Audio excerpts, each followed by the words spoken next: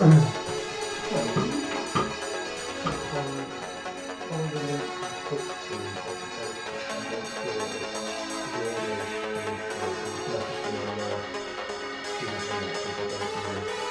you can hear me.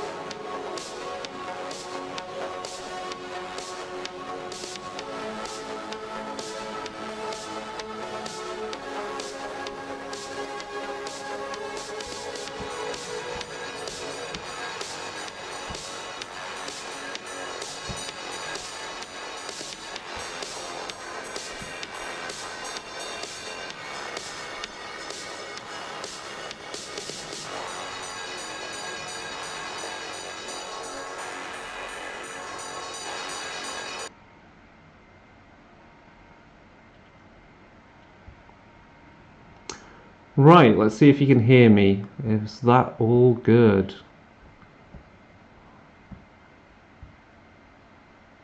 If anyone's watching this and they can hear me, that'll be good. Just get notification of that.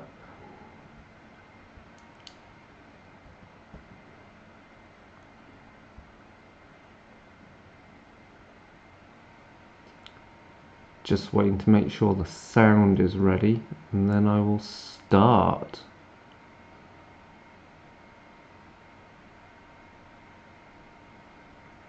So bear with us on this.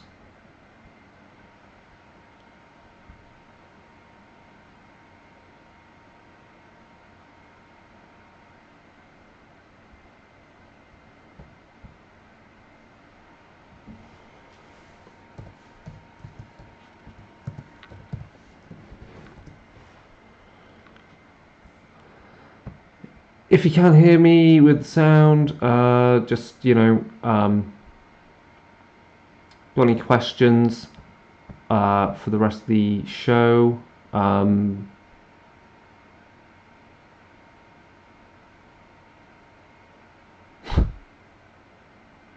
yeah,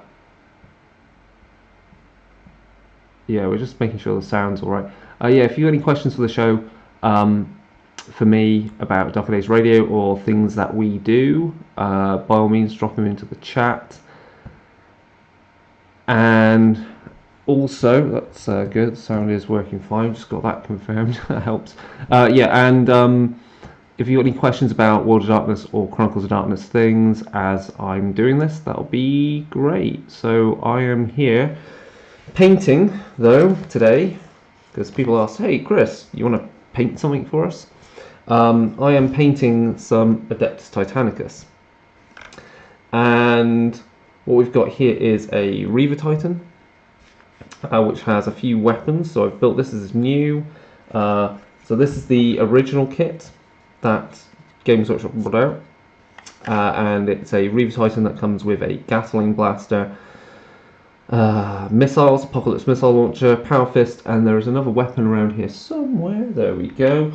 So we can take that off and we can put on the laser blaster, and as you noticed, that snapped on. That's because it is magnetized. So I've magnetized that kit because, of course, we knew that they would be bringing out more weapon options, and so the new Reaver Titan comes with a volcano cannon, it comes with a chain fist, it comes with a laser blaster on the top. So the laser blaster is a cool bit of kit because, again, that's magnetized and can be swapped with the Apocalypse missile launcher. And then also for magnetization, as an option, is if you alter the way that joint is, there we go. And you can see it's also magnetized at the joint there, so you can basically do anything you want. We've also got that's annoying. We've also got a melter weapon. So I'm just going to scratch off some gooey Got stuck on there. We'll keep it texture and rust. Things happen. So we're going to paint these along with these two new Warhound Titans that I've painted, so they look like they're at full tilt running. As you can see, one is armed with long range laser blasters, this one is armed with a Vulcan Mega Bolter and a Flamer, or Inferno Cannon, much like these two at the back, but they look more like they're properly running. And so the plan is to paint these in a scheme that's kind of like these guys, but also kind of like this guy here. Let me bring forward. So he is in a paint scheme that is Legio Mortis, so it's more black and red rather than white and red. So the plan is to do these three then, new ones, in a scheme that is much more towards the black, white, red scheme. And so it should mean they'll have generic markings, so they won't have any Legio Mortis or Legio Asterisk markings. So I can use them in either battalion, battle force, maniple, whatever you want to call it. Okay? Right. So who else is watching this so far? No one else. It's just me and one other person. Let me make sure this is shared so it is live. While I do this, it's very boring, I will ensure people can see it. I'm just going to share this to War Darkness on its path. I'm painting minis, but as I do, we'll chat about Kofti and Wad. Ho ho ho, there we go.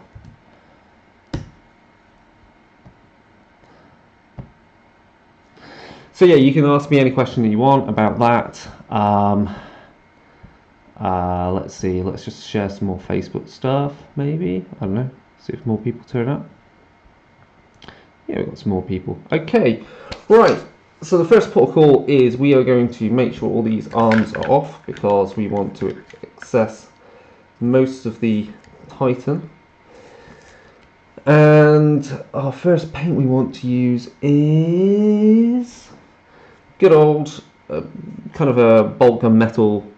This one's pig iron I've had for a while, though obviously the cap is shafted, so I need to get something to help poke it open. And the idea we're going to do with this is we're going to dry brush these models, hitting anything that should be a silvery colour. So that's things like the endoskeleton beneath the armour plates and anything like the weapons as well.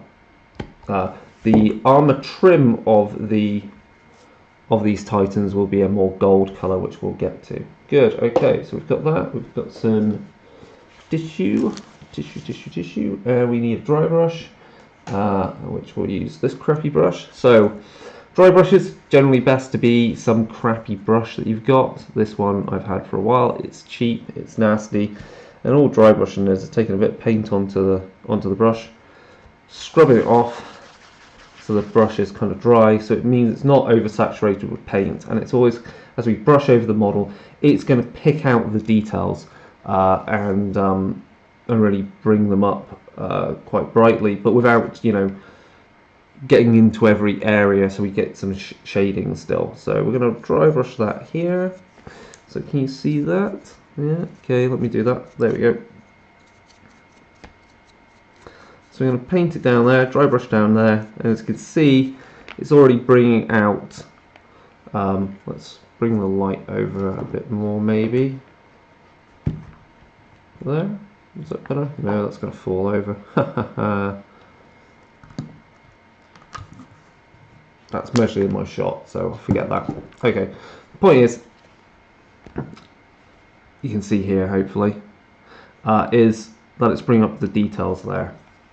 I'm going to do the same on this vent here, and just do the same there. And it doesn't matter if we overshoot, because right now we're just getting all the what I would call details that are at the bottommost layer of the model.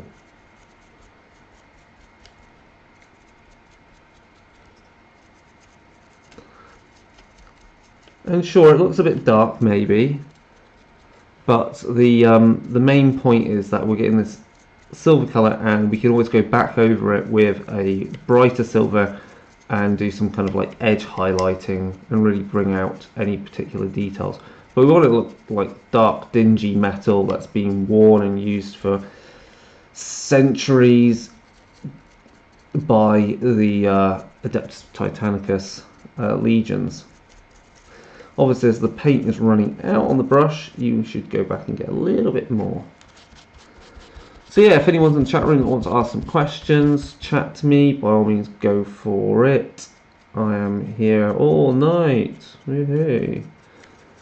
I think the plan is this. We didn't get around to doing any role play this weekend. So the plan is we're going to play some. Chaos in the Old World, or possibly some other kind of board game like that with the gaming group. We have played Dark Souls recently, myself and James. We've got a review for that we're going to put up on the blog. I am not a fan of that game. I think it's entirely just very boring. If you're wondering how I did the Titan here with its foot up, it's super glued on some cork. The cork you can break off, and it gives a very nice kind of texture, much like, you know, rocks. Because obviously these guys are fighting on surface of Mars or some other desert planet, potentially a planet within the Beta Garmin sector, because the Beta Garmin campaign is the location for the event known as Titan Death. So it's where many of the Titans of the Adeptus Mechanicus on either side of the Horus Heresy met in a climactic battle, because the Beta Garmin sector is a gateway along a warp route to Terra, Earth, in the 40k universe. Right, once I feel satisfied with that, I've got most of the details there. We should do the feet as well, that's a good point, that would help. Let's do that.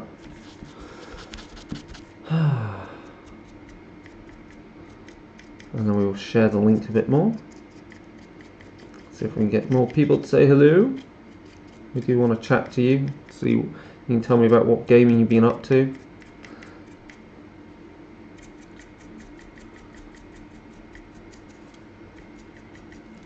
Let me just see if we can get a bit more light on this.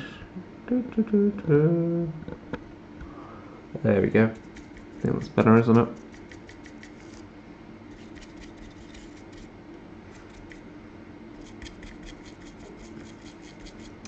So yeah, dry brushing is a really good way to bring out details very quickly on a model and get that weathered look. Right. So I think we're done with that. So let's move on to the next model while that dries off. Very boring right now with dry brushing. We're not going to get to anything too interesting just yet in this first half hour, I'm sure, but we'll get there. Persevere with me, and we'll get there. I'm just checking the other models that I've already painted, so we keep the consistent place of which bits I'm doing this silvery colour. You know, I'm just being quite slapdash with it. Doesn't matter if it overshoots anywhere. And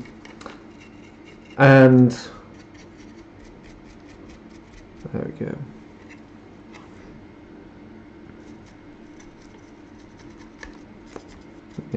Yes, it's good. So yeah, the paint I'm using here again is the P3 paint by Private Press called Pig Iron, but you know, there are equivalents from Private Press, not Private Press, from, you know, Games Workshop would be some sort of Vulcan Metal, I think it would be called back in the day. Don't know if they still call it that. If they do, you can tell me in the chat.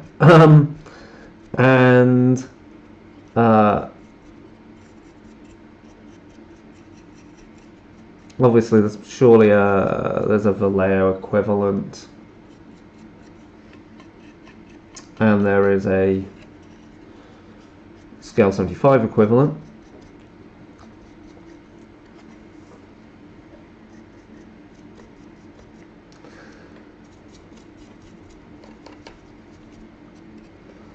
And yeah, there we go. So I got asked by a friend of the show, David, who's podcasted with us before, when we were doing Network Zero, which at some point we'll bring that show back online. He asked me, how does Adeptus Titanicus play? And essentially I find it's interesting because you got shields on the Titans, and you don't just, they give you a saving throw, and eventually as you hit them with enough firepower and you fail those saves, they slowly degrade, and but they still block all damage until the shields collapse. So in that respect, I find it plays a little bit, or emulates a bit of like how the shields work in like Star Trek. Yeah, sure. So there's that, and then also the movement is obviously you've got to plan your moves ahead because everything's quite directional. What else we got coming up from Dark Age Radio? We're going to be talking about Kindred of the East, as we said on the last Twitch stream. So we'll be recording that soon. We also are planning to do. It's Lead Belcher these days. Thank you very much. We're planning to do an interview soon with the guys over at Jackalite Blart, and they are. I think we've done all that. They are running a Cyberpunk 2020 LARP, so the classic RPG. So we're going to get round to chatting to Matthew Webb. So they've previously run a LARP in Texas called, which was a bat LARP called The Night in Question, and also Matthew helped with running the LARP End of Enlightenment in Blood, which was in Berlin, which I took part in. There we go. Good. Okay.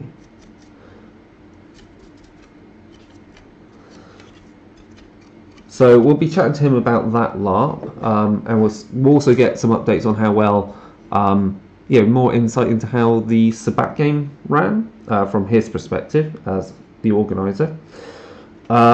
We also, as we said, we've got Kindred of the East, and then we've got the 10th anniversary of the podcast coming up. So we'll have to think of some very interesting topic which is suitable for that, which is World of Darkness and Chronicles of Darkness.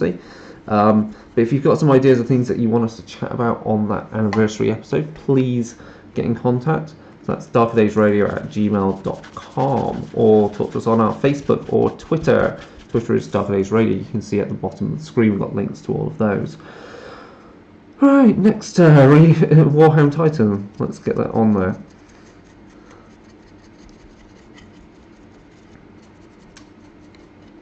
Got to be a bit more careful with this guy because he's only standing on 1 foot, so I could easily snap him off the base. I don't want that happening. I really want to keep the whole, he's running at full pelt and carrying himself along quite happily.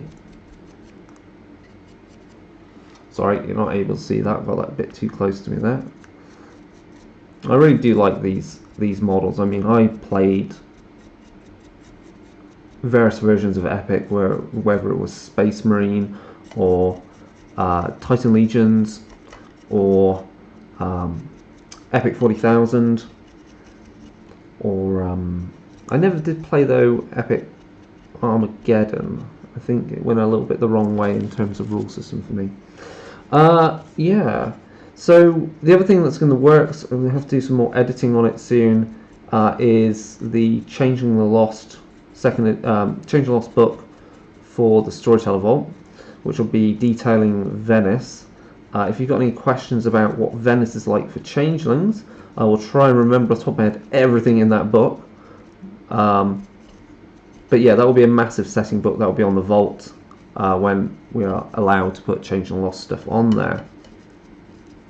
If you've got questions about my Vampire Chronicle as I do this, you want to pick my brains about it, or you've picked up either of the PDFs that we put out for that setting and you want some more insight, then ask a question.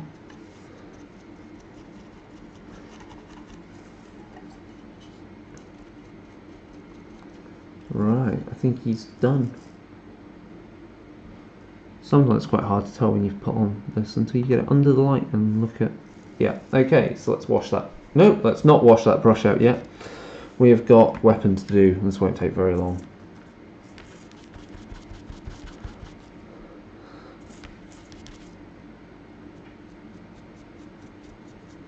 We're also in the process of organising a one-shot for other related games by Onyx Path Publishing. So we'll do some unique. You say unique? What do you mean by unique? Well, that would be giving the game away. But we have got some ideas to run a one-shot, and this will involve their story path system, if you're interested in that, because we want to show you how it operates and what type of games you can use it for. Because sometimes you come across settings and you just don't like the rules that they use to design it with.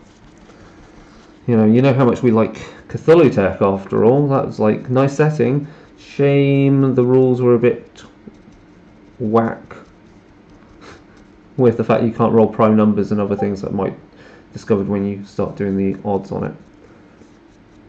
Okay, that's one arm down. Let's do this one. Any other questions from the chat room? And how many people are on here right now? Just me and one other person. Wow, that's really bad. Oh well, we'll keep going. We'll see who's about. We'll make sure we've shared this. Will this actually share? I'm going to put we are live on Twitch. Post that. And back to here. And back to here.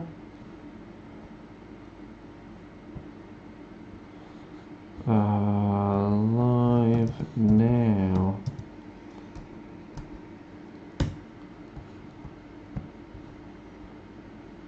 Right, back we come. Okay, let's do this. I'm really not being too neat with this. I can always go back over with a wash if I really wanted to, like Nuln Oil or some black wash. Something very simple. I don't want anything too complicated with these anyway. There we go. So yeah, again, as I said, we're going to be going back over the trim on these to make them gold, which will be fun times. You'll be watching me do that. Now, how do I want to do this? I want to keep barrel dark, maybe. Okay, let's...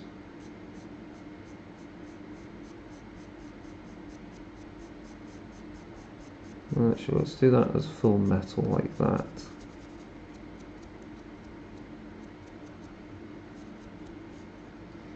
And then the energy core here. So as I said, it'll be, as I'm doing this, I can chat about what we're doing for anything Chronicles of Darkness wise. Obviously, we've got a review of Change and Lost 2nd edition to do, which will come more than likely after we've done Kindred of the East. It shouldn't be too difficult to review. I mean, as I said, there's not too much is different in it, but there are some interesting innovations and changes to it.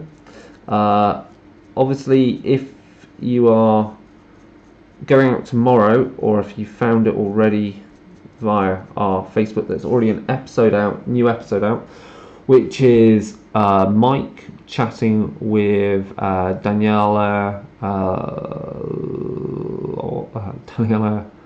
Lawson, who is the developer on Vampire the Requiem 2nd edition. So Mike is chatting to her at when he was at PAX Unplugged last year.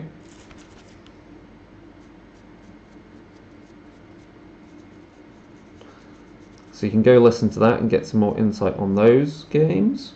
That and a few other things like Mage.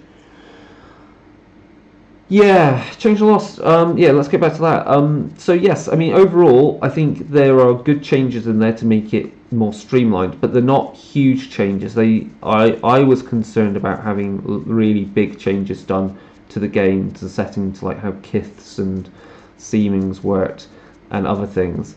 Because I really like the setting as it was. I didn't think it really needs to have much done to it, other than the systems needed to be streamlined.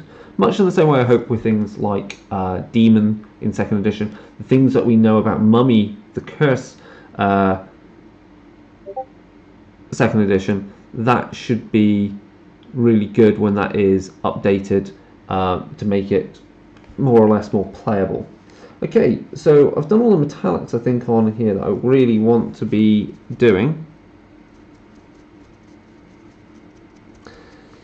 And we can wash the brush out finally.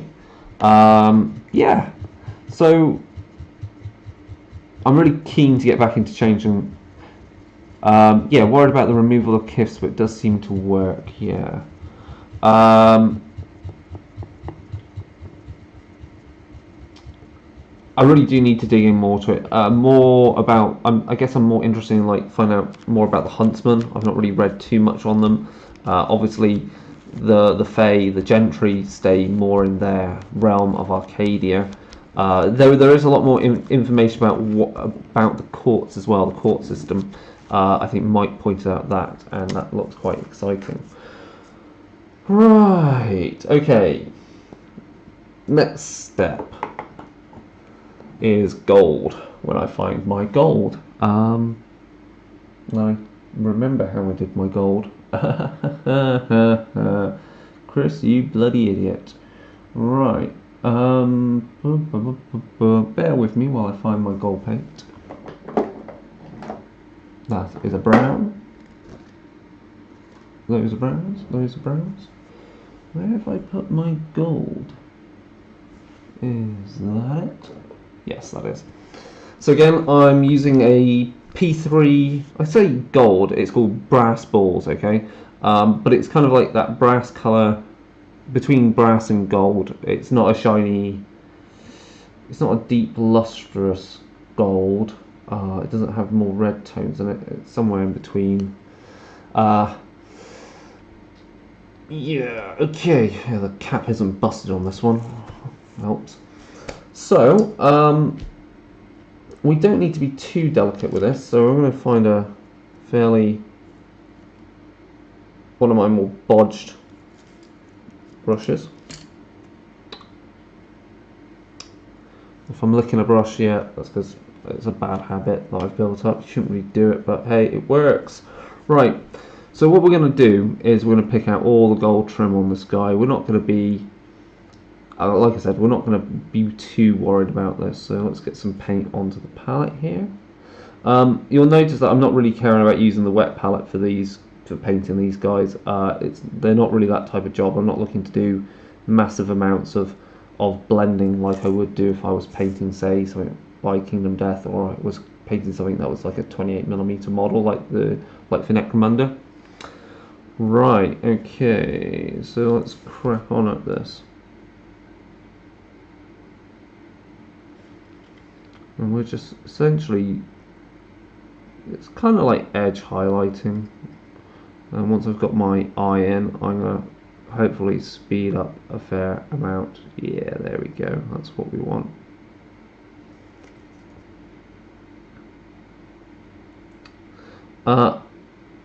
Other games that will hopefully run soon. Obviously, I'm looking forward to running some more horror games. Let's think. I'm still keen on running Geist. Got some ideas for that. We've got some ideas for a Geist Storyteller's Vault one-shot adventure. Speaking of which, if you've not grabbed it, there's the one-shot adventure for Chronicles of Darkness that I wrote that you can pick up now for a princely sum of $5. And that's based on my hometown, that story.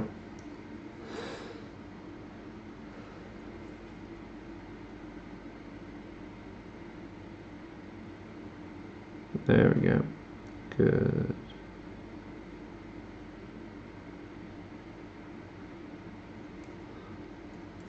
Can't really see too well, can you guys, as I'm doing this, so I'm going to change my angle a little bit.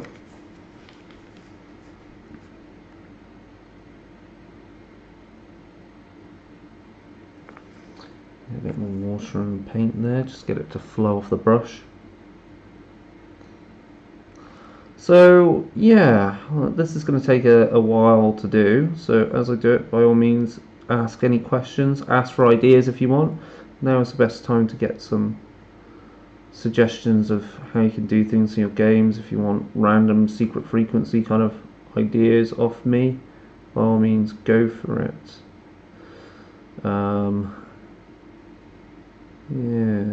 Yes, there we go.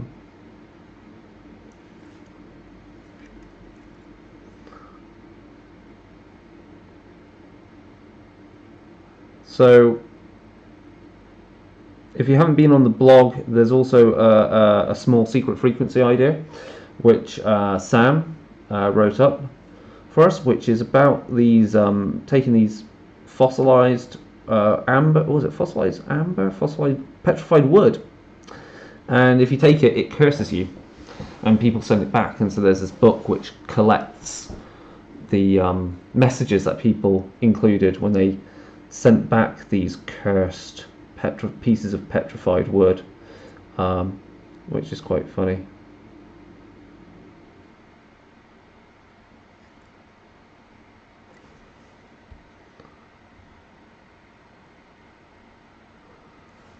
Sorry, most of the worst thing is I get my hand in the way of what you guys can see. So I might have to bring the camera round to face me in a moment, so it's a little bit easier for you. Only picked Wild back up 8 months ago and listening to DDR, but still back in 20. Whoa, that's a long time ago. Which episode are you up to then, System? Okay, yeah, so System, let's start with System, and hello Body and Soul. So System, you are looking at our back catalogue of episodes. Thank you very much, that's very much appreciated. Glad you are getting some getting something out of them. Yeah, what episode are you on right now with it? Because I don't remember what we did back in 2014. That is a long time ago.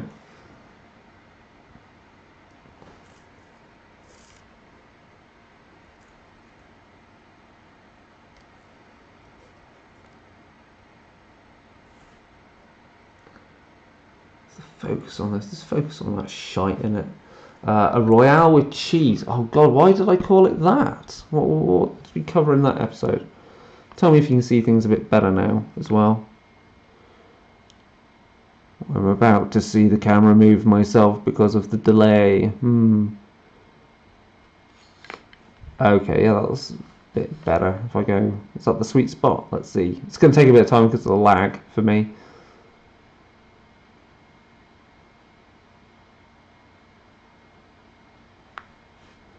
Yeah, sweet spot's actually here, isn't it? Actually, the sweet spot is that Titan there.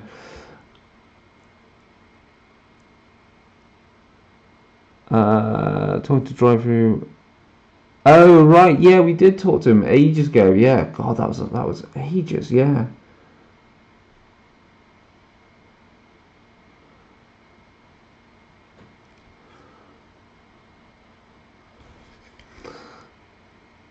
And yes, Geist is interesting. Mike was saying that Geist second edition, once you get past the introduction text, is very interesting. And again, I'm quite keen on getting into it. Again, sometimes some books quite hard to get into, like Mummy the Cursed first edition. I love the concept, but the nomenclature really just, let's be honest, fucks with you, and you just, nothing fits in your head. So, and you don't really connect the names, the weird nomenclature to the guilds or whatever they are. But that is something that they are remedying for second edition after we spoke with Dave Brookshaw. So yeah, so system, you're running some 40k, not 40k, 40k. I'm looking at 40k. You're running some WOD. Which particular flavour of World of Darkness are you going for? Are you playing vampire? Are you playing a particular? You playing mage? You playing something like that? Body Soul for me, it was Beast. It took me a very long time to connect dots to what the game was about. Well, Beast is not a favourite of our show at all. I still would not run it myself personally. It just doesn't really interest me. I think there's other bits of the World of Darkness that does what it does better, and in a less skeezy way. But indeed, I think it was the Player's Guide or a Storyteller's Guide they brought out, which has some excellent content in that, which makes it a bit more playable. Not playing at the moment. It is 40k actually, currently trying to convince the player change the loss. Okay, which version of 40k are you running? Is it are you running Fantasy Flight system, or are you running the new system? Because I like the new system. I have to say, it runs very fast.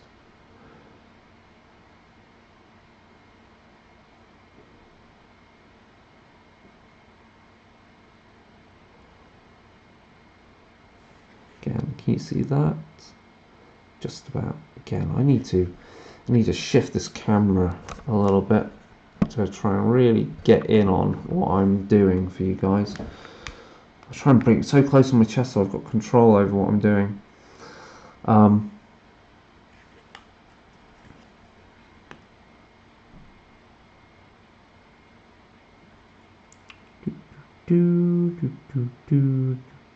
notice I'm being, tabletop RPG, lost my place to the lure of war games. Oh god, yeah, okay, 40k is something I'm not getting back into as a war game after collecting it for years and working for Games Workshop.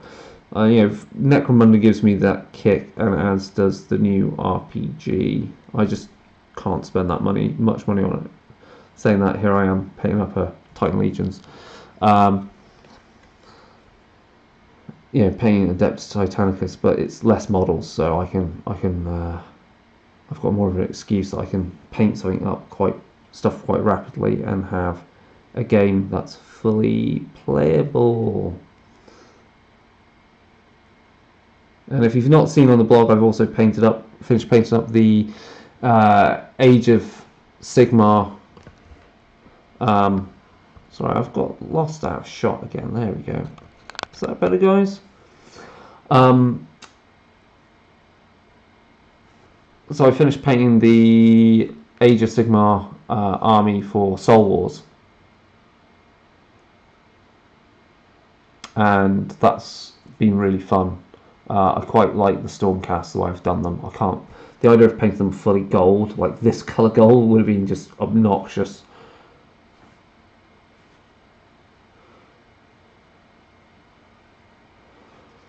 Okay. But yeah, get that player group to play Changeling. It will change their lives. It's the creepiest of all Chronicles of Darkness to play. Really fuck with people.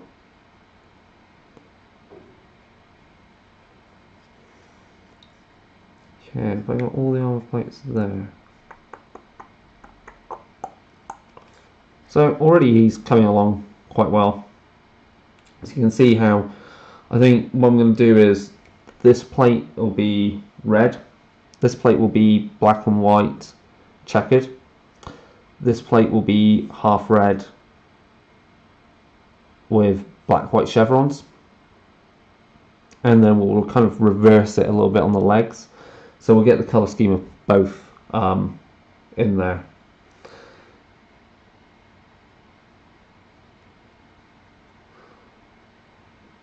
And if you like painting toy soldiers, and you're interested in painting, you want a support group, there's the Brush Wielders Union.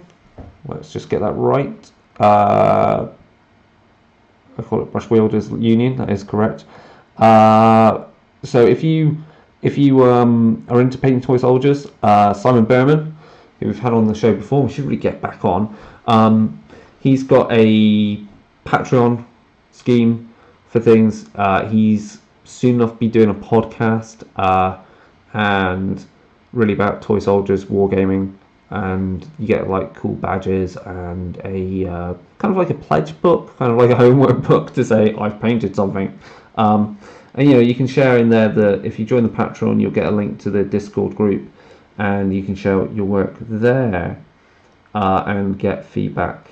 And it's cool because some people are scared of painting toy soldiers, and it's just a case of learning a few good basics, getting the muscle memory of put the paint down in the right area, and things are allowed to look a little bit messy until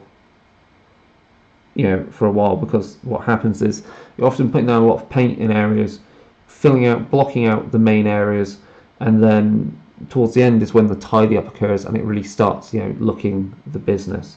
He's looking quite the business now if I was doing just black and gold, but look a bit boring, wouldn't it? Come on, let's try and get this guy done, and then I can get onto those bloody Warhammer Titans, and then we can get past painting this and we can start painting some more interesting actual colour rather than metallic paints on these. Doesn't matter if I miss some of the details, because on the bottom of these feet I will be going in with weathering, and the weathering will look like these ones, so you're going to get that kind of dusty look to them, and that will really kind of really give a feel that they exist on some war-torn planet rather than just on your painting shelf or fresh out of the factory. Also, if you're interested in creepy art, go to Sam Capral photo with a F, and she is sharing the creepy artwork she's done recently, creepy photos. So again, these are the type of photos that hopefully, if you're interested and you want to buy, we can see how we can do that. But we're also using some of this work in the Storyteller Vault projects that we're doing. So the most recent one is kind of very ghostly vibe to it, and before that we've done things that are a bit more kind of she's taking pictures that are a bit more grindhouse like, and before that was more occult kind of masquerade kind of art. So that's photography, self-portraits essentially. I basically help out just getting the lighting right. I'm a monkey with fists and hands, and helping just making sure things are set up right. I don't really have ideas, I just do what I'm told. Yeah. So if you've been playing any other roleplay game stuff, by all means tell me about it. I'm interested always to hear what people are running. The other game I am keen on running some 40k RPG at some point soon, and using the new system and using actually the pre-written adventure. I do have plans for Warhammer, which will be a nice little journey into the depths of Mordheim, my favourite location in all of the old world. What a hellhole. Why would I send my players there? Well, because I'm an asshole.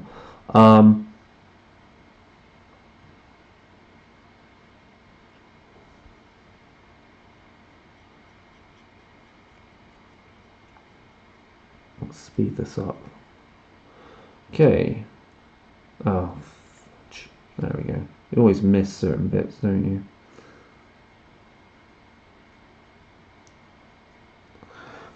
Currently playing D&D campaign that I'm writing myself. Okay, what are your players in your D&D campaign? What kind of party do you have? Is it a fairly standard run-of-the-mill party, or have your players gone off menu, as it were, gone for something a little different? Kind of what themes are you covering in your D&D campaign? Oh, cool. Yeah, V5, always good. The dice are nice. I will admit the dice are okay. They're not weighty, as we said in the review, but they do the trick. Right, I think he's done with his gold trim. So we're going to put him to one side. Let's repeat. Ah.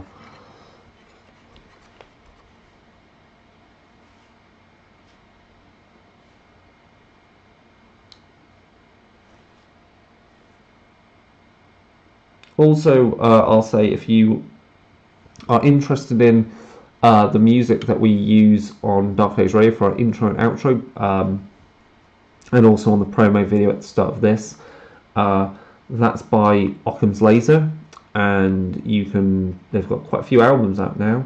They had brought out a new one recently, just before Christmas, so you should go check them out on Bandcamp and get stuff there. Like, you can stream it on Spotify if you want to find out, but you know, you should like support them as well. Okay, you got a barbarian, okay, half elf, a drow, a elf ranger, and a dragonborn, exploring some horror themes with the loss of gods, being cut off from the source of your power. Interesting. So they're going to find the bones of their gods, maybe. That'll be kind of cool. You know, gods, a sign that gods can die. That would blow the mind of, you know, certain races. Especially if they find out what killed them. If it was some other god or eldritch kind of entity.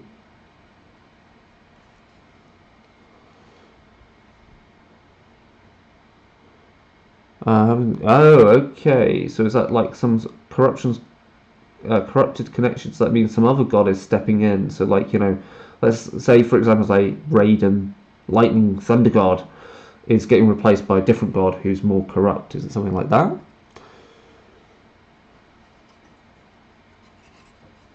It's an interesting theme as well, like corruption of gods or things that you once thought were true, but then it turns out isn't, because that's a really good theme for sorry, my hand's in the way.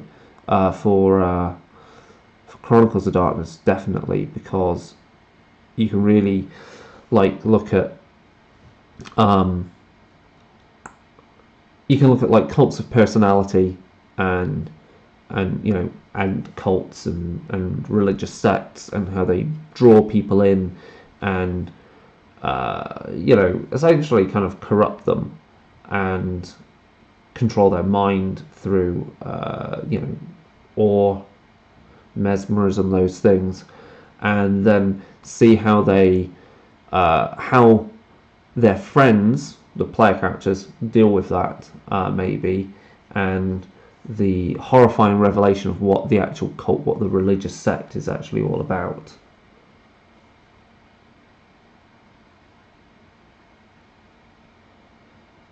Oh yeah, I should have done that one there.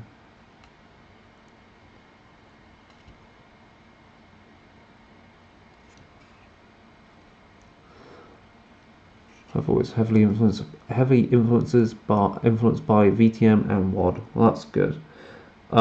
I think one of the great things of V5, actually, you've hit on a favourite topic of mine, is the mythology of Vampire the Masquerade.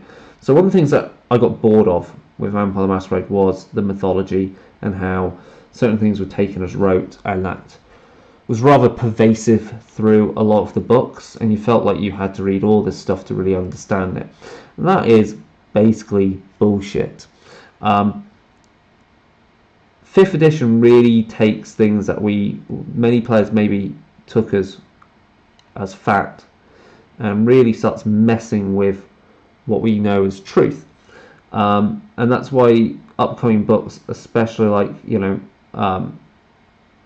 Cults of the Blood Gods, is really interesting, because there are different ideas, theories about the origins of vampires. Like, really, is Cain the first vampire? May well not be. And that ties in with the idea that Gehenna is not the apocalypse, it's just an apocalypse-like event, and that such events have occurred multiple times throughout history.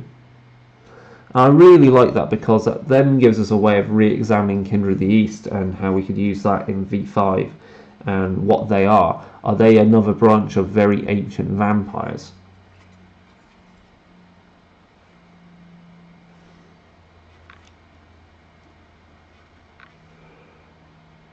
Do, do, do, do, do, do.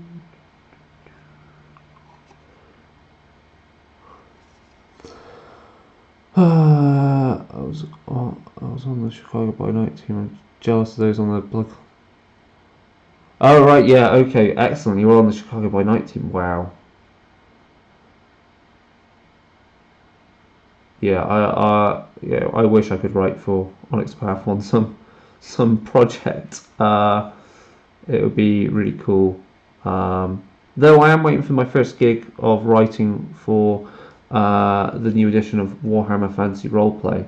So, I'm on there. I'm just waiting for a task. But I think they're moving Cubicle 7. They're moving offices to Ireland. I don't know if that's Brexit related. Now we got another person. Hello, Toshkin. Is that right? You can tell me if I'm wrong.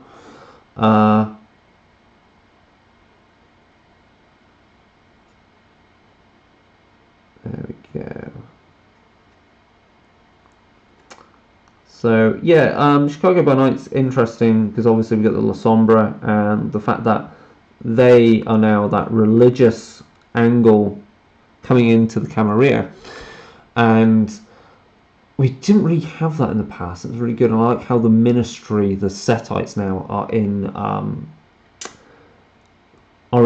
the Anarchs, and we also have so many different branches of the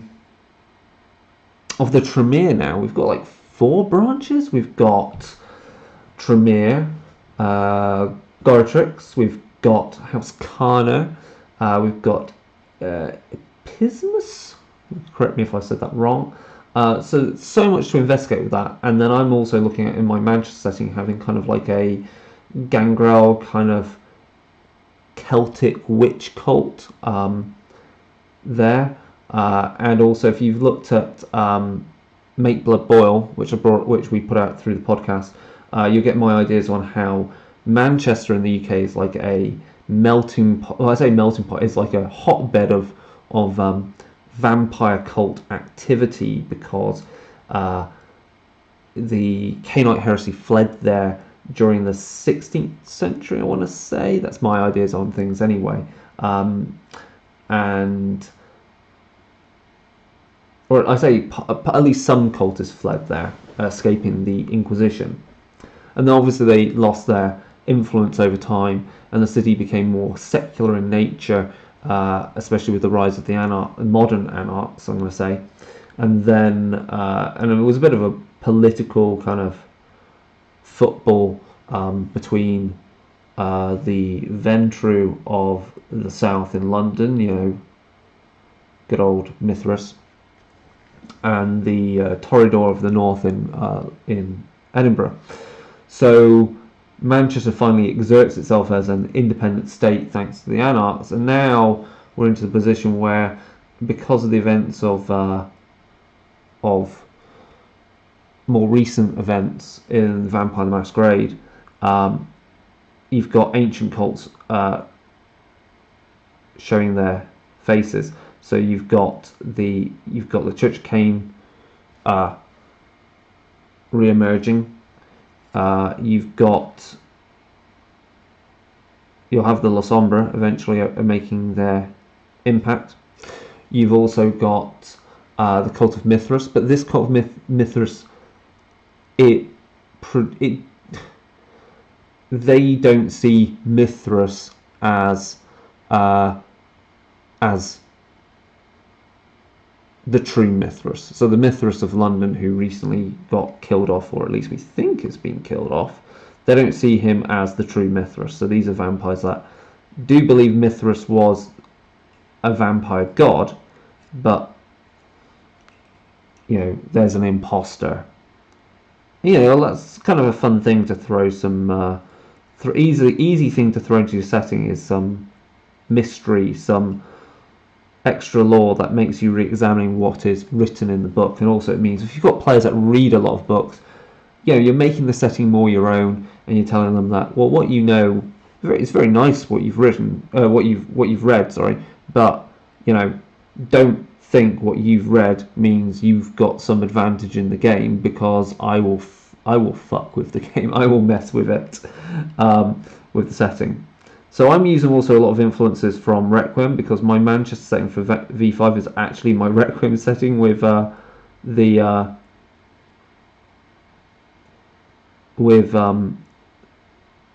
numbers filed off, with the serial numbers filed off. So there's some elements there.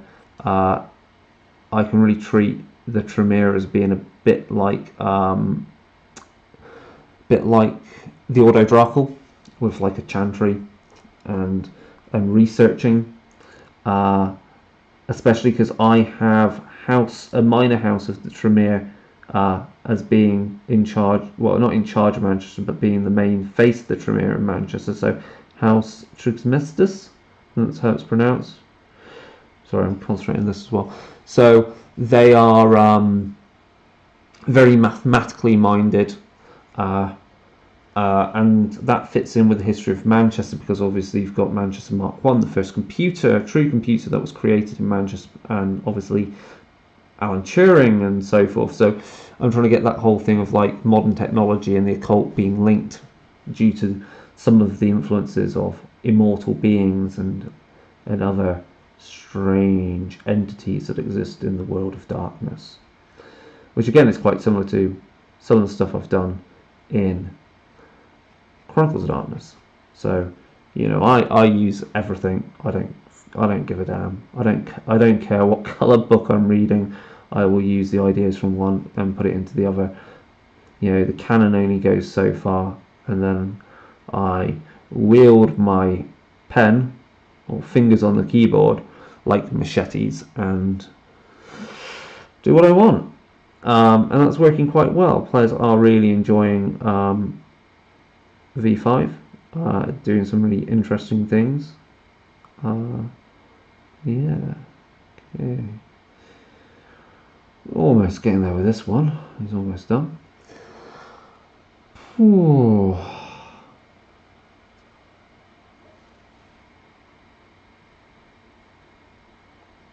So if you've got any questions about other games I'm reading or planning, by all means ask. If you want to tell me more about your own games, that's cool. We can chat about it here as I slap paint onto models. I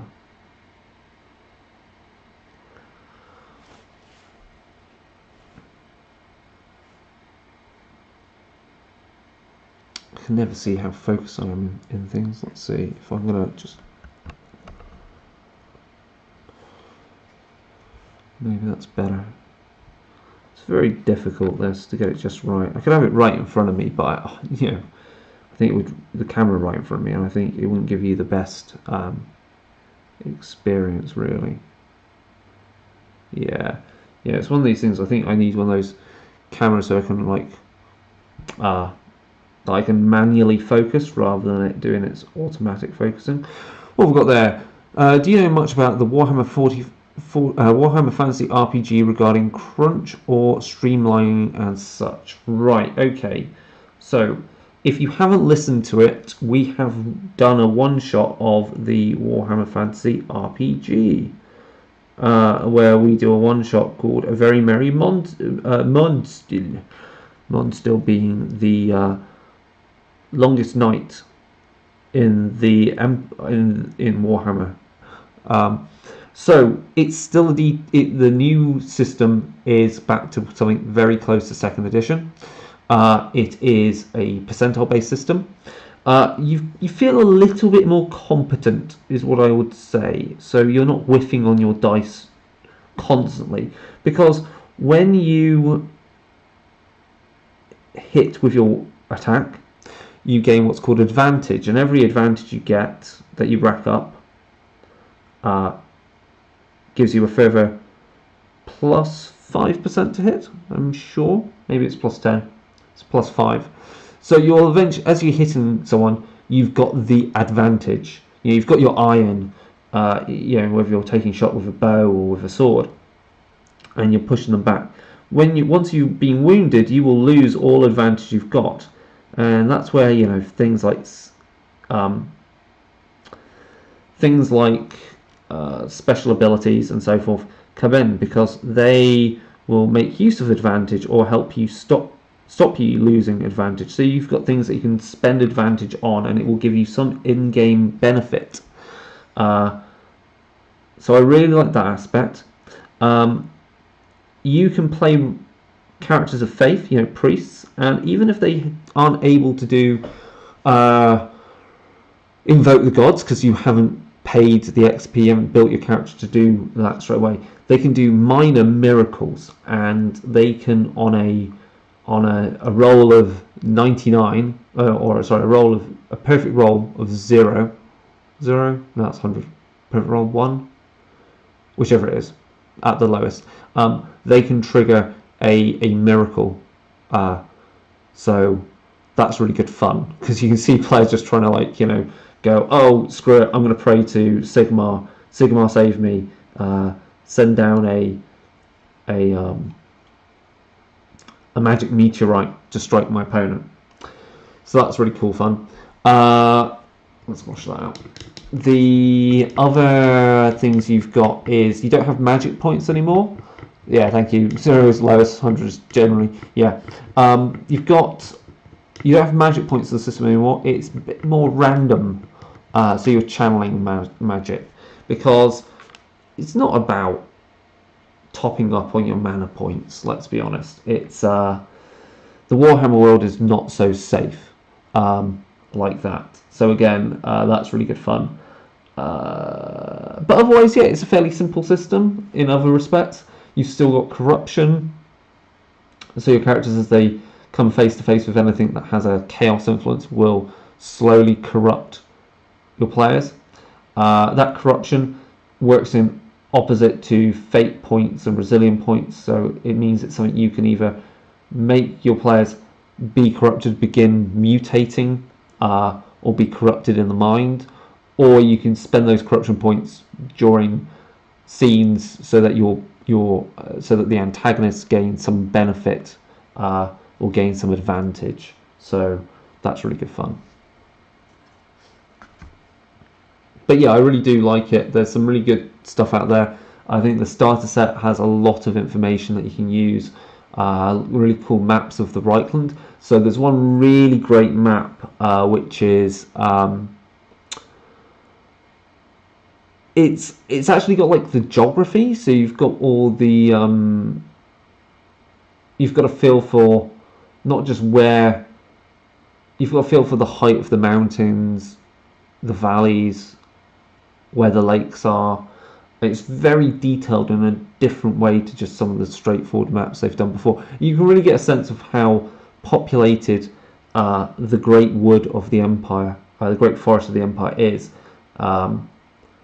because you just see on the maps usually this big splurge of woodlands, and in amongst that there are villages, and around cities there are farmlands and there are towns and so forth. So you can really get a better sense of how populated the old world is, because they are being constantly invaded by chaos. So there has to be a population there to turn the tide. Yeah, if you've not touched it since 1st or 2nd edition, 4th edition is perfect for you. 3rd edition, rubbed me up the wrong way. 3rd edition was kind of just a prototype before they brought out their Star Wars RPG, back when Fantasy Flight was doing that. Right, let's do the last bit of gold on this guy, and then finally we can start slapping down some red paint. I hope I have all my red paints here. If I don't have it, I might have to go search for stuff and put your guys on pause. You can watch a advert. By advert, I just mean our promo video.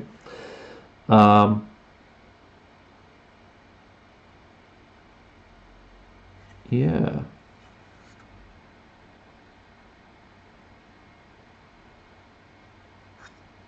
So the new 40k RPG is also very streamlined because it doesn't use a percentile system. like Dark Heresy or Road Trader did when they were done by Fantasy Flight. Oh, I forgot to say that's metal. Okay, let's do that in there as a more gold colour. Screw it. And what was I going to say? So it uses a dice pool system, and I think that's also the same way they're going. That Cubicle 7's going with the new Age of Sigmar RPG. They're going to a percentile system, and that's because really in those two settings you've got far greater power disparity between your basic humans and the type of entities, people, monsters that they encounter. So in much the same way that I think a dice pool system really deals with that quite well, while percentile doesn't really do it, really accommodate that as well.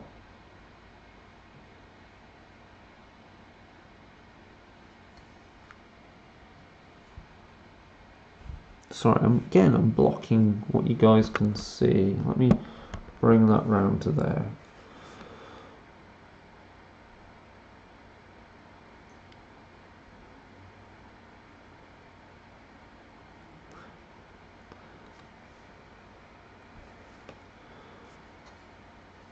Any more plans for Beast War sessions? Right now, not right now. There are other things up in the air for me to sort out before I even consider going back over to Beast War to do more videos. I do want to do more.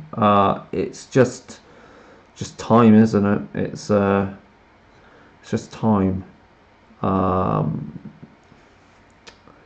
yeah, we'll see. It's just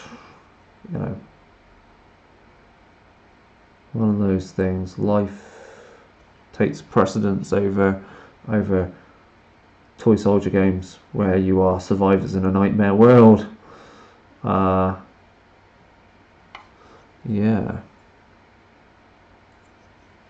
But I have painted up some more Kingdom Death stuff recently. The Lion God. I will be painting up, putting together and painting up soon the Lion Knight. So that will be a lot more non-metallic metals kind of job like I did on the Gold Smoke Knight. So we'll deal with that.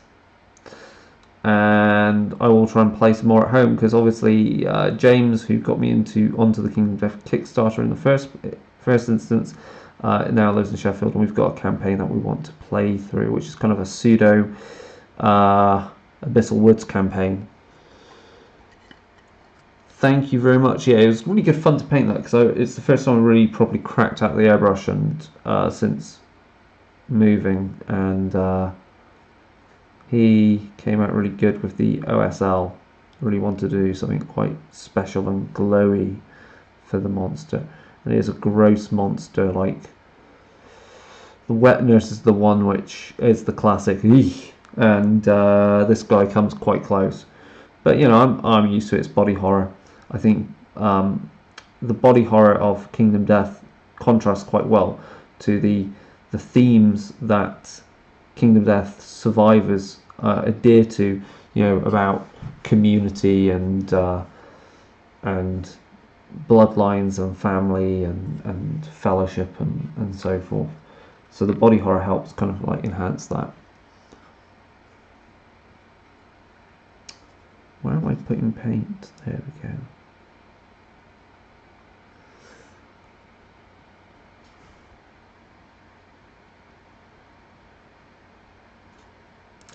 As you can see, I'm not really being that neat with this guy because what's going to happen is when I've got all the trim done, which isn't going to take too long.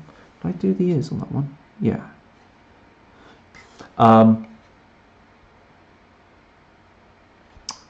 Yeah, once I've got the trim done, I will do the main colour of the armour plates and re-block in where things are meant to be black. And the point of that is, so that's right, we've got that thing.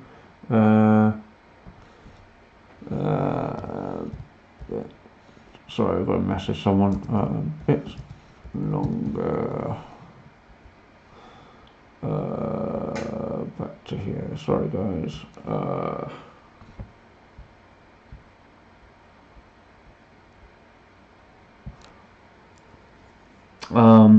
Might have a break in a minute so I can make a brew. Actually, what was I going to say?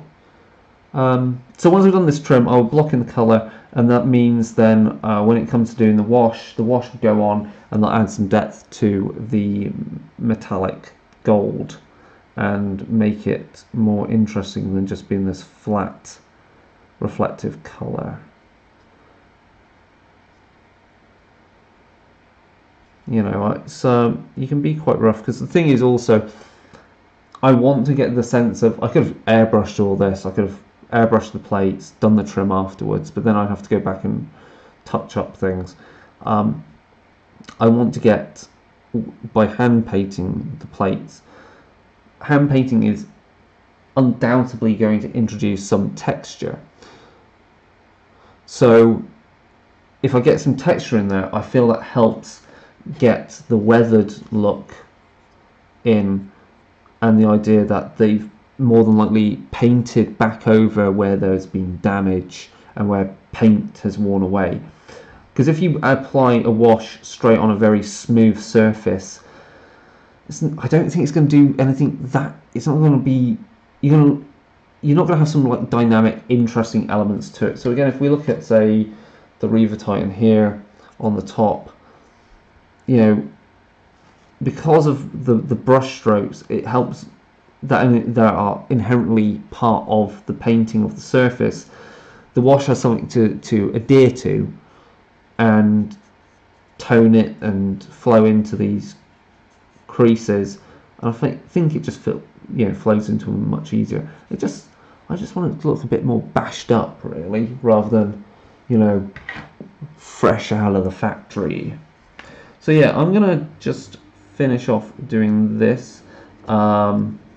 Actually, I'm going to wash the brush, I'm going to make a brew, and we'll have a pause for a bit, and give us like 15 minutes, and we will be back, and I will continue doing a bit of gold, and then we will start doing first few surfaces.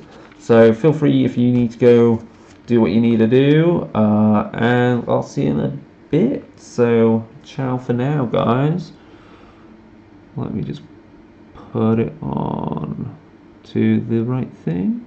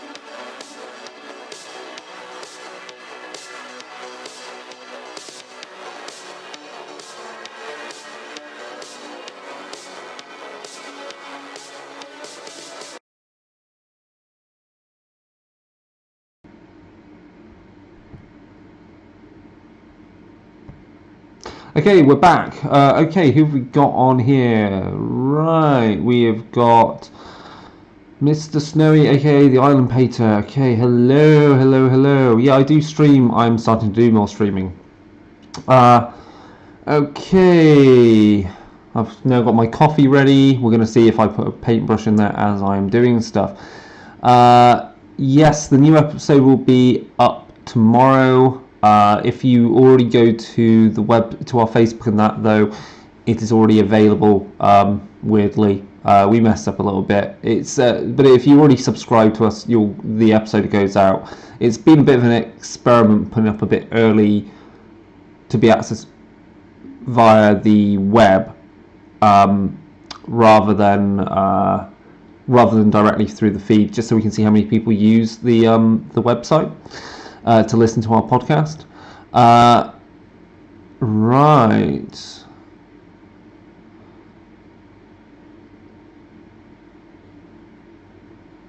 Yep, Silverchair, pretty cool. Been a long time since I'd listened to him. Right, I'm going to have another sip of my coffee, and then I'm going to get back to painting some more gold.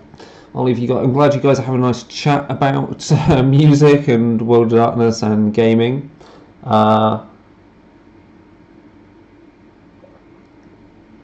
Yep. On topic of music, I would say I'm mainly listening to a lot of synthwave and retrowave right now.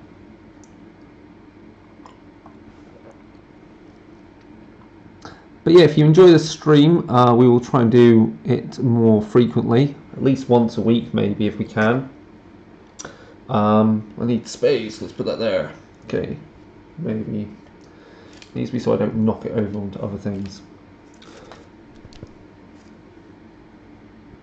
So on the Instagram, you will see pictures of miniatures. You will see pictures from events when we go to them. You will also see every so often we share pictures from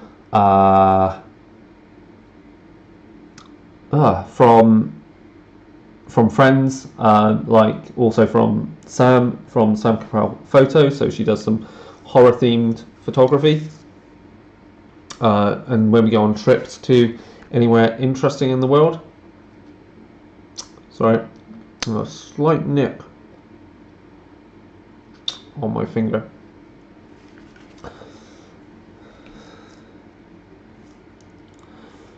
Hopefully it will stop in a moment.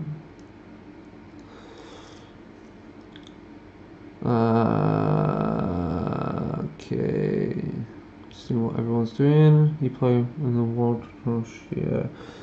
Cool, I've only tried a couple of sessions. The combat used to be clunky in first edition. Are we talking first edition Warhammer?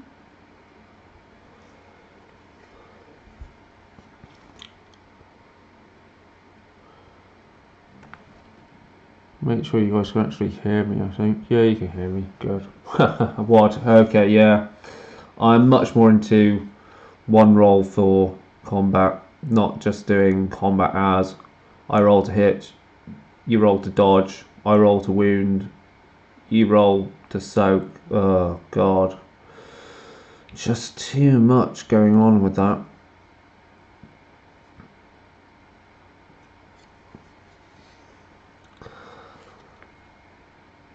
One of the things I would like to run in future, that I'm still rattling around my head, is a Dark Ages game, but for Requiem.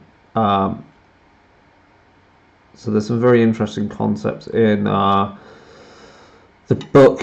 What would be called? Is it? I'm trying to think of the book. Give me time to think about it. I think it's called.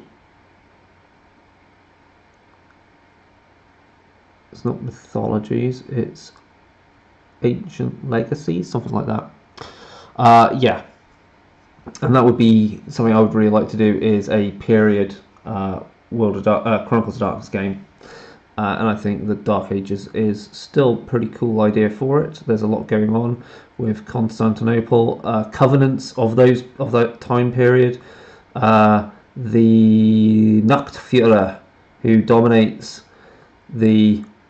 what is in effect the vampire equivalent to the Holy Roman Empire. Yeah. Other time periods I'd be interested in doing. I think it's more for one shots really. I get my kick a lot out of doing one shots. I think that's because I like doing one shots for, obviously, for convention games like at UK Games Expo. So hopefully I will be at UK Games Expo. What capacity I don't know yet. I may get tapped to help run something, whether that's running games or working on a stall, because I've done conventions. I've worked at conventions for both my day job and also conventions when I've worked at Games Day in the past, when I used to work for Games Workshop. That was fun. Whoa, Jesus, you lost all your old World Darts books in a house fire. Right, all I've got now is the new stuff. Enjoyed Hunt of the Vigil. Hunt of the Vigil is amazing. Such scope for so many different type of stories you can do, and exploring the entire gamut of what Chronicles of Darkness can offer and more without, Hunt of the Reckoning. Ugh, was not a fan of that. Yeah, Vigil was great, and I mean, Hunt of the Vigil First Edition is important because it really laid the groundwork to some of the stuff we see now in all of Chronicles of Darkness, and it'll be great to see how Hunt of the Vigil Second Edition turns out. I believe that's still in development.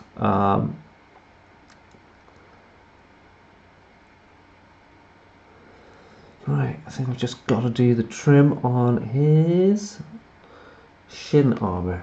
Good.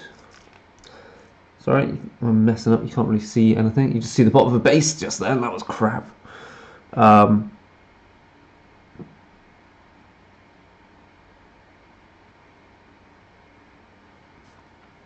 It was great players, old school players. So the old one was played out. Nothing was scary anymore. Hunter Visual, they're all back to being terrified. Yeah, definitely. I think that's one of the great things also I would say about V5 is adding in back that kind of terror and mystery as well, by turning on its head, reevaluating things that we took as being fact. The Second Inquisition can really add paranoia, and I know there's a lot of complaints that with V5 people say, oh well, I can't play my 9th generation character, and you're just like, who the fuck cares? Because V5, I feel, system matters. Okay, so V5 does out of the box a really good low level, street level, neonate campaigns, and those are the type of stories that people connect with most when we start getting into like transmedia kind of projects like TV shows, books, computer games, because we can really identify that with that a lot easier than a story about some ancient vampire. which is fine if you've been playing Vampire for ages, but for the general public it's a lot harder. So remember that, you know, V5 was trying to create was trying to attract an entire new player base as well, because, you know, sometimes you just can't sell shit to your old player base all the time. There's a point where they just go, well, I've got everything, why would I buy this? I mean, look at Warhammer. That's why they changed things up, also because of the chapter house issue as well, so they could actually copyright things. But the point stands that, you know, so you have to create new things to have something to sell. Right, okay, so we can see that he's got all of his gold trim done. So let's actually put some paint on these things. Right.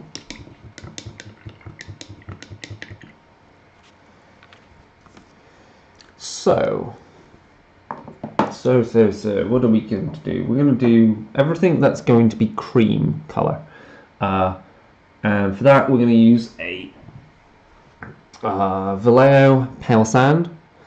We're going to use this thin down and, you know, 2 thin coats, as they would say on Warhammer TV.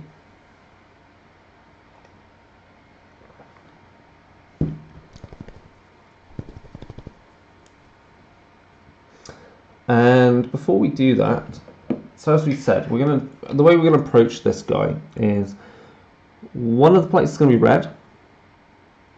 This plate's gonna be checkerboard, so I'm gonna paint it the cream color and do the checkerboard on top, because it's always easy to apply a dark color to a lighter color rather than the other way around. And then this we're gonna split and we'll do the checkerboard. So again, what I'm gonna do there is I'm gonna mask off the middle and colour it over. Never actually played a modern Vamp game. When I first got into first edition, talked to my group, they're all history gaming nerds.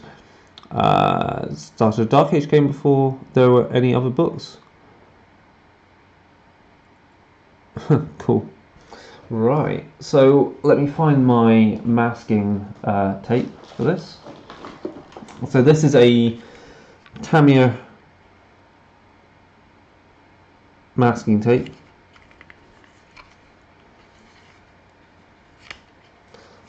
Let's get rid of the dead bit first, that's not going to stick.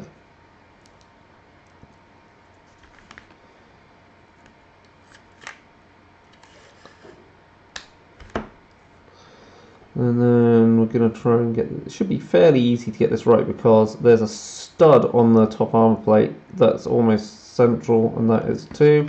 And we're going to slap that down there, rub it out, make sure it fits on there. That's good. So the masking tape is obviously the way I've done the diagonal lines, colours on the leg armour of 2 other Titans. I'll be going back on the Legio Mortis Titan and redoing the plates to get rid of the Legio Mortis, and what I'm going to do is chevrons using this tape to do it. So it's time to start doing some cream colour on stuff. Now I've got that in place. We want a good base coating brush. That's some good control. Maybe that is the best one to use for this.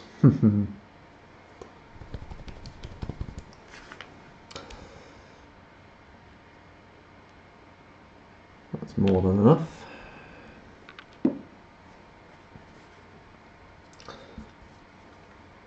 Oh, actually, before we start also doing that, we're going to put the masking tape on the Warhammer Titans where we want it.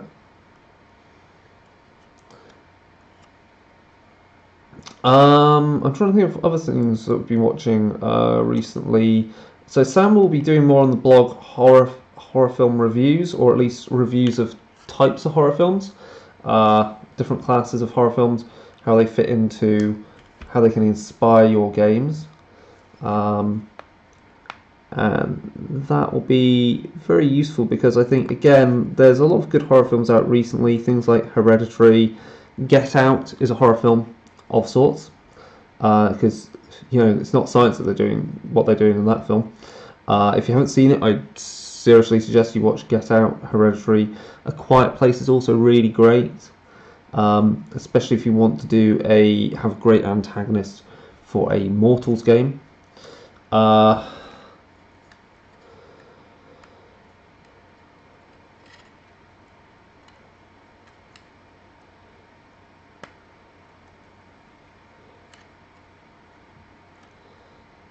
Oh, there we go, got the tape off there.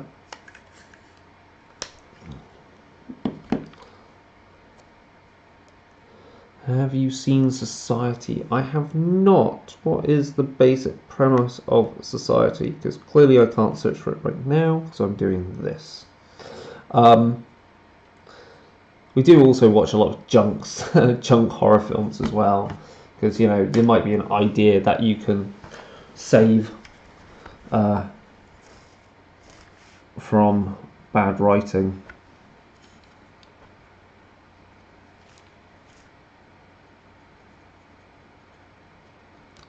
So I'm just watering down my cream colour.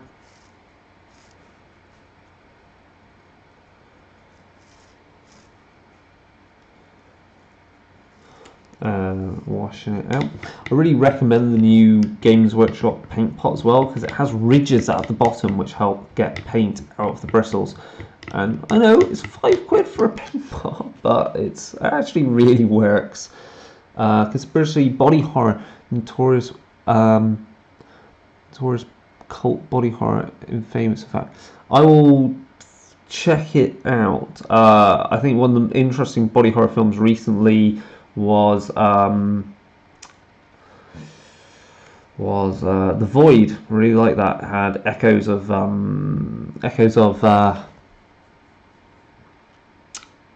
Hellraiser. Okay, let me just make sure you can see this guy on camera.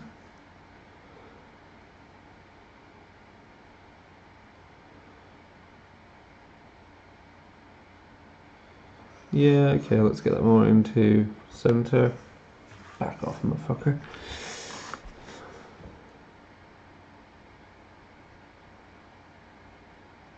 Yeah, okay, good. We're good to go.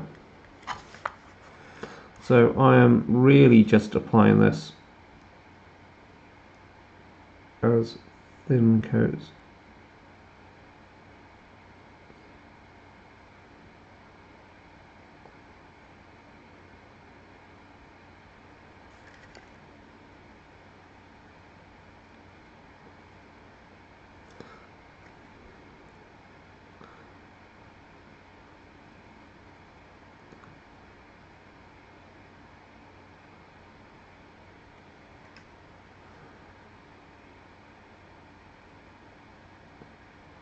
And you'll notice something about keep the best brush control is to always paint in straight lines, because your hand has a natural straight line motion doing that. What is body horror, we get asked? Okay, so classic examples of body horror is things a bit like Hellraiser, and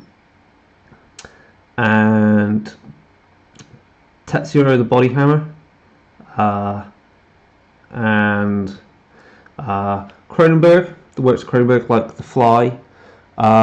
No, Saw doesn't fit body horror. Saw is more torture porn.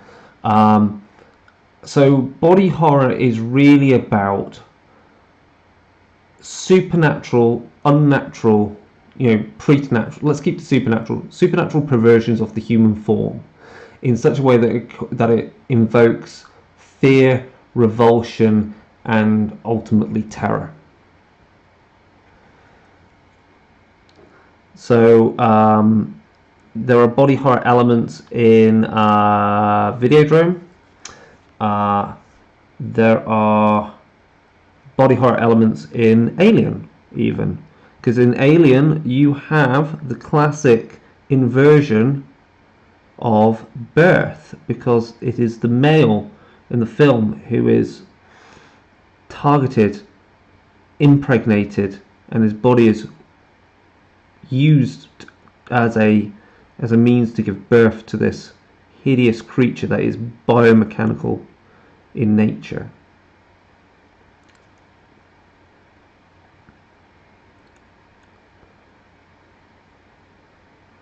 And it's important you know that there's a difference between horror and terror.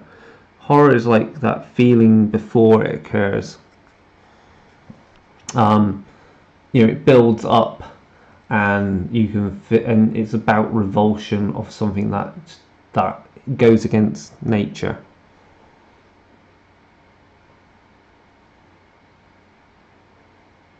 So yes, the thing is definitely body horror.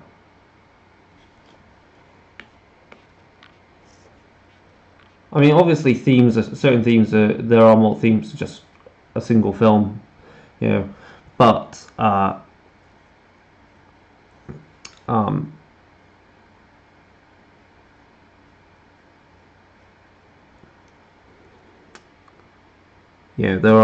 are some classic films that fall into certain categories.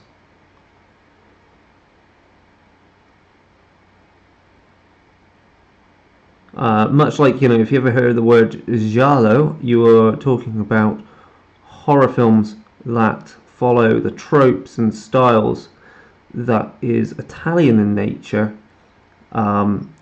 with elements of serial killers and the supernatural, made famous by the director Dario Argento. My wife is a very big fan of his work and style.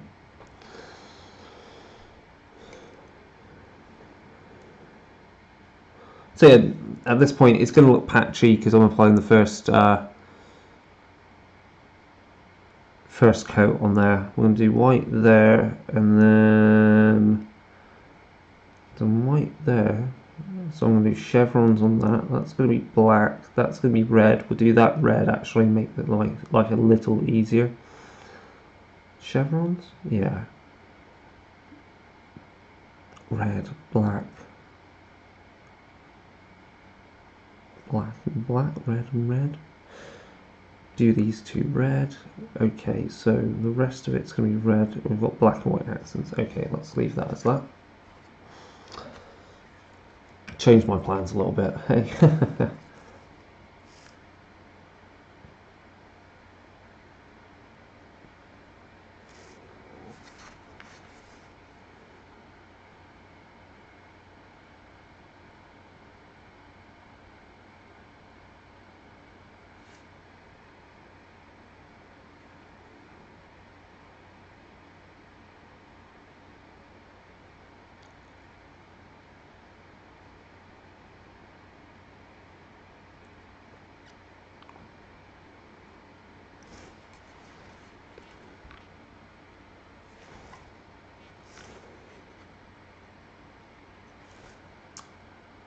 If you've not watched it, I'd also highly suggest watching Hannibal, the TV series.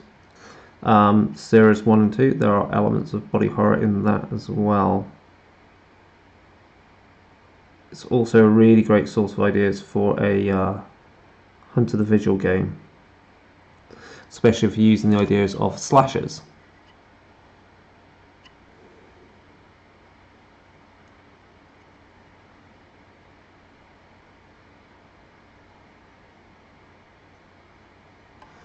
I'm going to bring this camera round to here and see if I can work that way.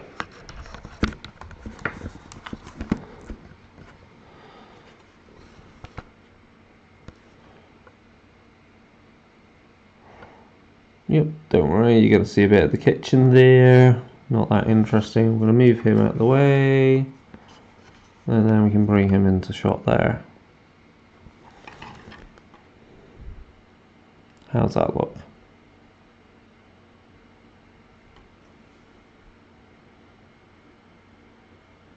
It's going to come into focus, mostly because the light is a bit too bright here. Hold on.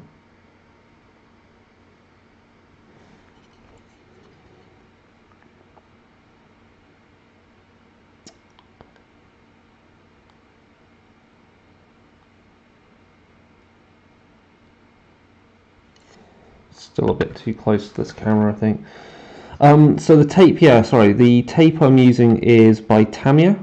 So it's a type of, it's very, thin reel of masking tape. So the adhesive is not too strong, so it's not going to tear off paint.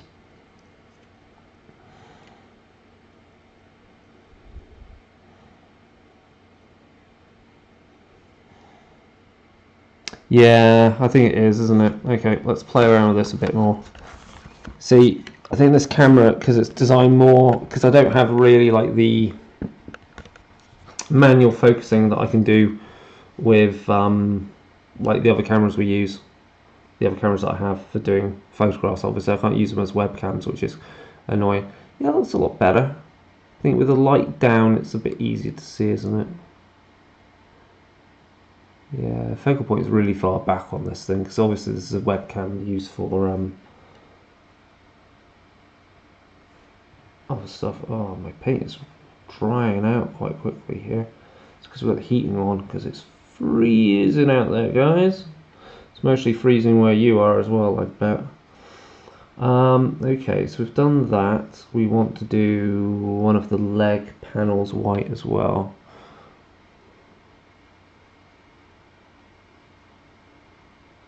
So yeah, if anyone is in Chicago area, I don't blame you for thinking it's fucking cold. I think I was lucky to visit Boston at the end of November rather than now, because again I bet it's really cold there.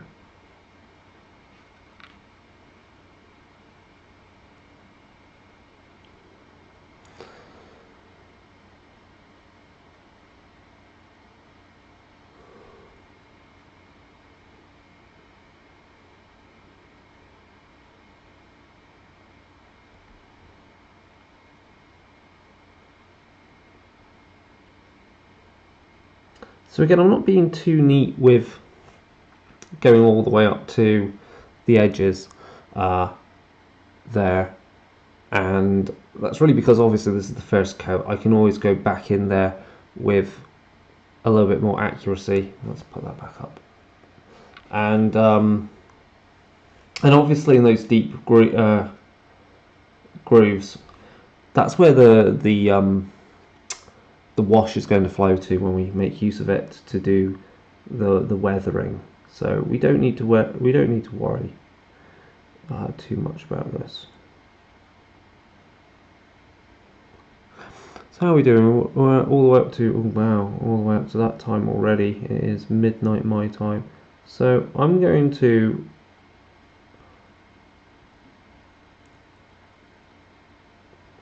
get this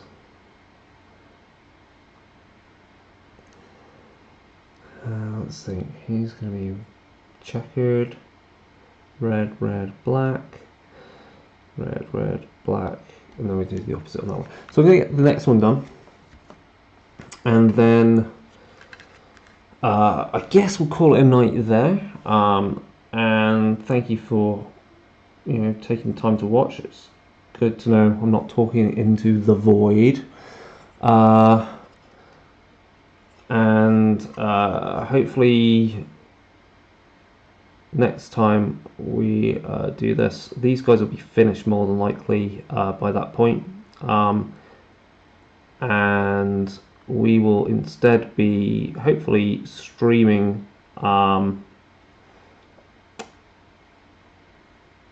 painting the Lion Knight for Kingdom Death, because I have a kit of him that needs to be put together.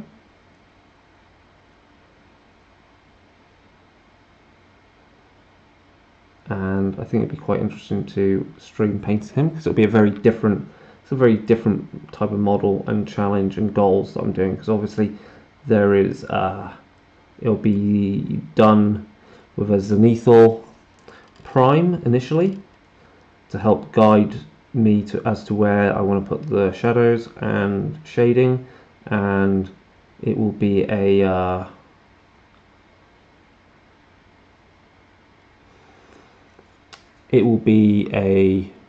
non-metallic metal armor that I'll do on it. So if you're unaware of what that means, it means painting anything that is meant to be a metallic color, painting it with shades of non-metallic colors to give the sense of of it having reflection, so much as you would see on, say, some classical art, Renaissance or later, where they paint people in armor, but they're clearly not using a metallic paint to do so. I want the heads to be red. I want to do chevrons on that one, so let's do the opposite leg here.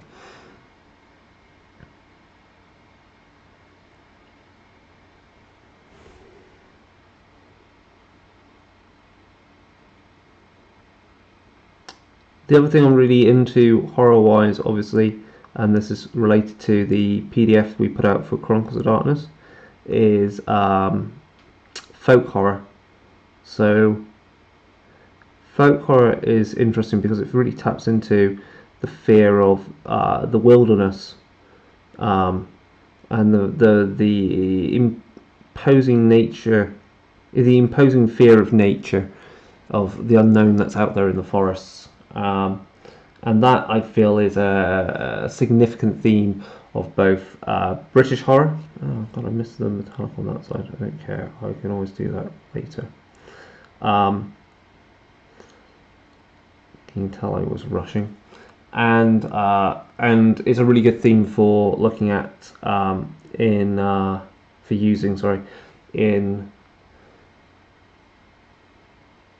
in Warhammer, and also in Chronicles of Darkness, and also in I guess in Dark Ages games, so like Dark Ages Vampire. Folk horror can fit in. I think it makes up a good kind of is a predominant theme that carries through a lot of horror that comes out from the UK. Okay, so we've got alternating schemes here. So some of these plates still to be done will be done in reds, and then these two sides I might do black chevrons on them or red ones. I'll definitely do the legs here, try and do kind of a harlequin pattern, a checkerboard pattern, and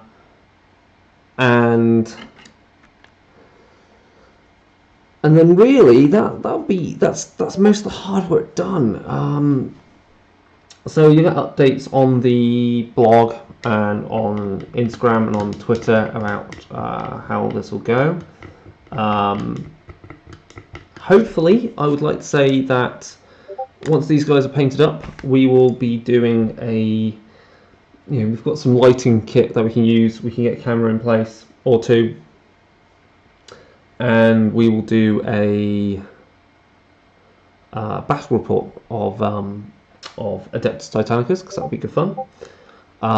So we can record that, and we will be doing some more one-shot games, as I said, for Dark Days Radio, so you can listen to them there. If you want to find out more about Dark Days Radio and what we do, as I said, we've got a Facebook page, Dark Days Radio, at Dark Days Radio on Twitter. You can find us at www.darker-days.org. You can find us on our WordPress blog. There are lots of miniatures there and reviews, and more reviews written up as we get more into things.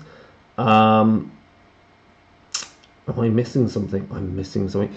You can also find via our Podbean website, our main website, you can find links to our Discord channel, so you can chat to people about a variety of games, mainly horror games, mainly World of Darkness and Chronicles of Darkness. You can also what? Wow, my brain's melting here.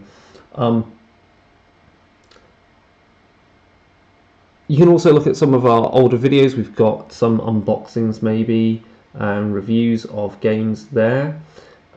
We will also, like I said, have a review of Dark Souls up fairly soon, and we will be reviewing some other board games or miniatures games or computer games maybe. We'll get James to write some reviews of that. And we got some interviews coming, an interview coming up with Matty Webb, who is one of the lead organisers and designers for the Cyberpunk 2020 LARP event that is going on later this year. Yes, that's about it really. So thank you for taking time for watching. We'll try and improve this setup if I can. I think maybe I need the camera on a bigger tripod further away for the focal length, but we'll figure that out. It's a learning experience. And as I said, hopefully the next thing you'll see being painted will be the Lion Knight, and if we haven't got anything to stream that is miniatures painting wise when it comes to it, it might be gaming, and we will sort out something like that. So again, there's Adeptus Titanicus. You can just about see if I lift this up. You can see some Necromunda terrain there that I need to paint. And the weather's been shit for painting. For spray painting that, because that needs to be done outside. And the weather's too cold for spray painting. But yeah, that is everything. So thank you very much, and we will speak to you again, and check out the podcast if you've got time. So see ya.